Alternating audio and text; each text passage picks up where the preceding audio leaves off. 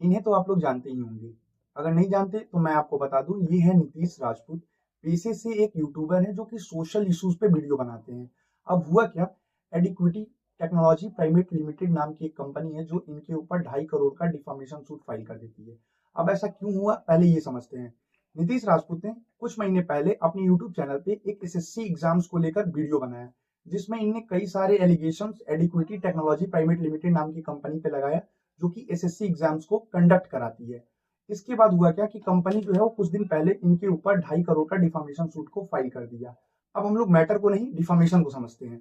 अगर किसी व्यक्ति के माध्यम से कोई भी फॉल्स स्टेटमेंट या फिर डेरोगेटरी स्टेटमेंट लिखित या मौखिक रूप से किसी पर्सन के लिए बनाया जाता है, तो ये आमतौर पर डिफामेशन होता है। डिफामेशन जो होता है वो दो तरह का होता है, एक तो लीबल होता है और एक स्लैंडर होता है। लीबल जो होता है वो परमानेंट फॉर्म ऑफ डिफामेशन होता है, और वही अगर स्लैंडर की बात करें तो ये non permanent form of defamation होता है।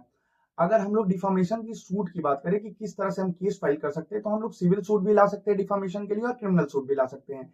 सिविल सूट्स में हम कंपनसेशन का डिमांड कर सकते हैं। जो भी पर्सन है जिनकी रेपुटेशन डैमेज हुई है, वो व्यक्ति जो है या जो पर्सन है वो सिविल सूट फाइल करके कंपनसेशन डिमांड कर सकता है। वहीं अगर क्रिमिनल डिफामेशन की बात करें तो क्रिमिनल डिफामेशन के लिए सेक्शन 356 ऑफ भारतीय न्याय संहिता 2023 का जो है वो डिफामेशन से डील करता है।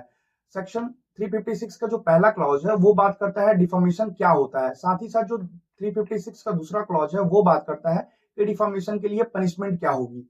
तो डिफामेशन के लिए जो पनिशमेंट है वो 2 साल तक की सजा है, साथ ही जुर्माना है, और साथ में सजा और जुर्माना दोनों भी हो सकता है। तो अब आपके मन में ये क्वेश्चन होगा कि इसके लिए हमारे पास डिफेंस क्या है। तो डिफामेशन के लिए कुछ एक्सेप्शंस दिए गए हैं जो कि डिफेंस के तौर पे काम आएगा। तो सबसे पहले अगर पहला डिफेंस जो हो जाता है वो हो जाता है ट्रूथ फॉर जनरल पब्लिक।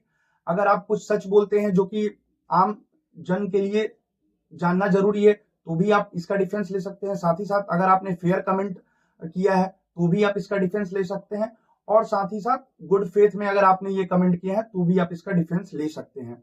तो ऐसे ही कानून को आसान शब्दों में समझने के लिए विधिज्ञाता को फॉलो करें।